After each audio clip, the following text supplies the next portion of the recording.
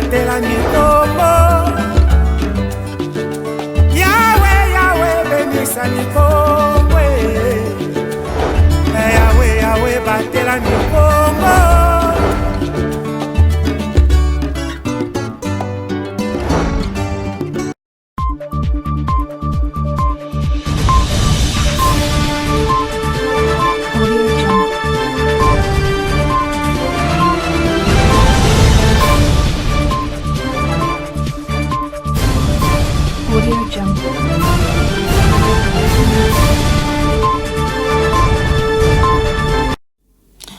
Merci d'avoir choisi Mabanyar Télévision pour vous informer. Mesdames et messieurs, bonsoir et bienvenue dans cette nouvelle session d'information.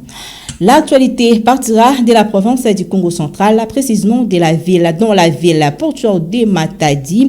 Depuis plusieurs décennies, la route qui mène vers le village Soyo, dans la commune de Matadi, s'est dégradée du jour les jours. De la place météo jusqu'à la frontière, son état devient de plus en plus impraticable. La population lance un SOS auprès des autorités attitrées pour des solutions idoines. Suivez. Le village Soyo est une entité du quartier Soyo dans la commune de Matadi. Il sert de frontière entre la République démocratique du Congo et la République d'Angola. Outre ces aspects, le village Soyo abrite les sites où sont érigés les pylônes des télécommunications de la Renatelsat, mais aussi de plusieurs chaînes de télévision et des radios émettant à Matadi, chef-lieu de la province du Congo central. Cela étant, la route qui mène vers ces villages, combien stratégique, est dans un état de délabrement très avancé. Y accéder est un véritable parcours des combattants. La route des pneus, construite depuis la nuit des temps, est presque inexistante. Les engins roulants ont du pain sur la planche pour circuler dans ces tronçons routiers qui va de la place météo à cette agglomération. Les habitants de cette entité territoriale déconcentrée sont inquiets face à cet état des choses. Un motocycliste trouvé sur place nous a fait part des difficultés rencontrées. Nous avons beaucoup de difficultés pour circuler sur cette route. Ces deux pneus ne sont plus en bon état. Dernièrement, un policier a connu un accident ici.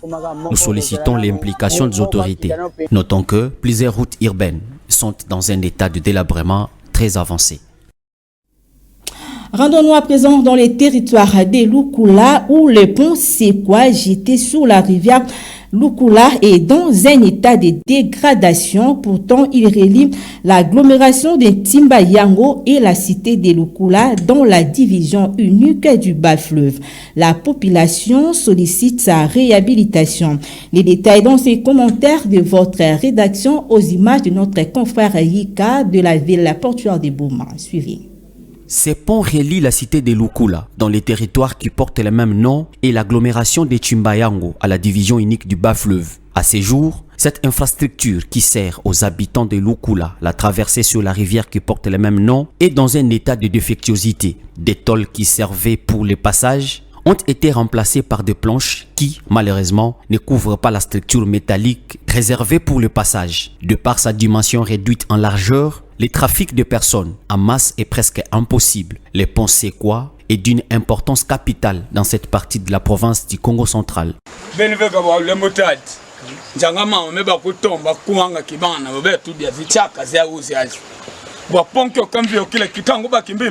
Vous constatez avec moi l'état actuel de ces ponts. Cette maman vient du champ pour glaner quoi à manger, mais l'état de ces ponts qui nous facilite la traversée est dans un état de dégradation.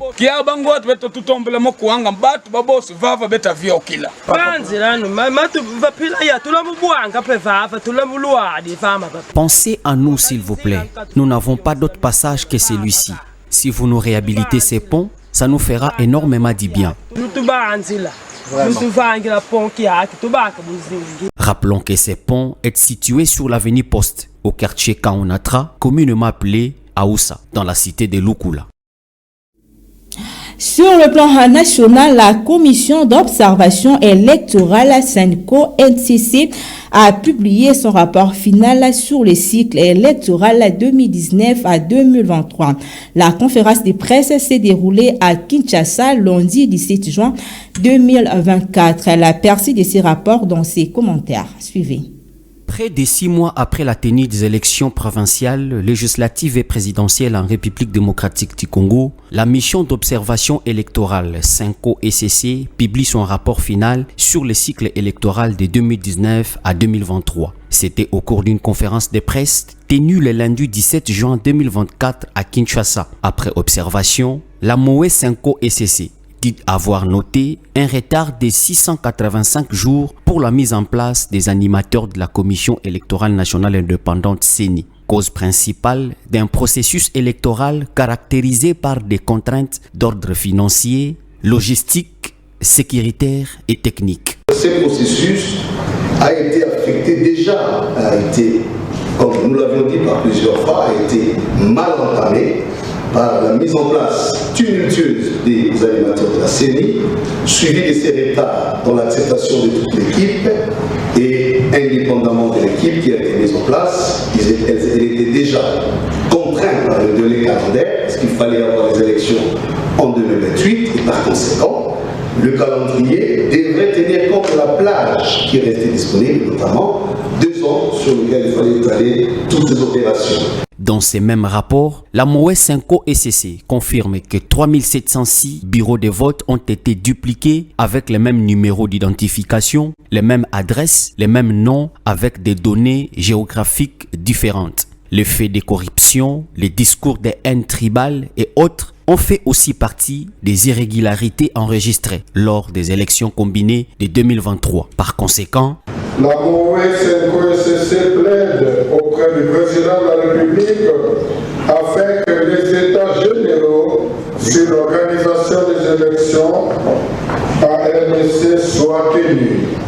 Ceci permettra aux Congolais de renouveler leur pacte républicain en vue de consolider le vivre ensemble autour de l'accès au pouvoir pour la paix et la stabilité du pays. Notons que la MOE CENCO-ECC n'a pas mis en cause les efforts de la CENI et ceux du gouvernement congolais qui se sont bâtis bec et ongle pour la tenue de ces élections à la date prévue par la Constitution.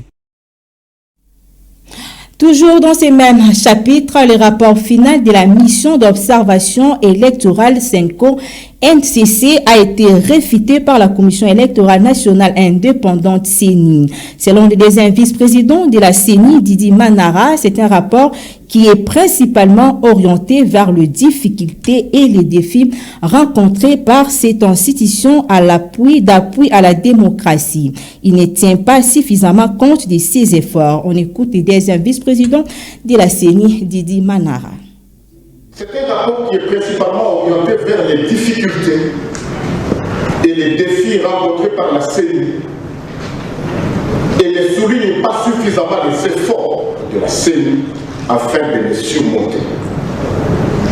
La bonne foi, les réalisations, les innovations de la CENI sont mises à mal dans ce rapport. 2. Ce rapport est une liste des ratés qui ne sont toujours pas faits de la CENI et ne présentent aucun élément comparatif des cycles antérieurs afin de souligner des progressions ou des régressions. Nous aurions souhaité vraiment qu'il y ait un tableau comparatif par rapport aux grandes actions qui ont été réalisées par la CENI, par votre CENI. Ce rapport omet sciemment de souligner les innovations mises en œuvre par la CENI en vue d'améliorer ce cycle. C'est par exemple toutes les applications. Nous avons mis en place les nouvelles applications. Par exemple, le prépa. Vous n'en parlez pas, monsieur. Vous n'en parlez pas, révérend. C'est une innovation.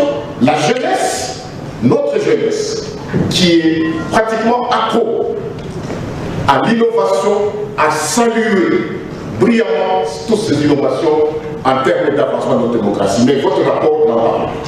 Un mutisme total. Le centre Rousseau. Pourquoi est-ce que vous n'en parlez pas? Alors que c'était le lieu par excellence de la transparence, de la publication des résultats, une innovation qui a mis sur la sellette la centrale électorale en termes d'organisation, de gestion des élections dans le rang mondial. Vous n'en parlez pas.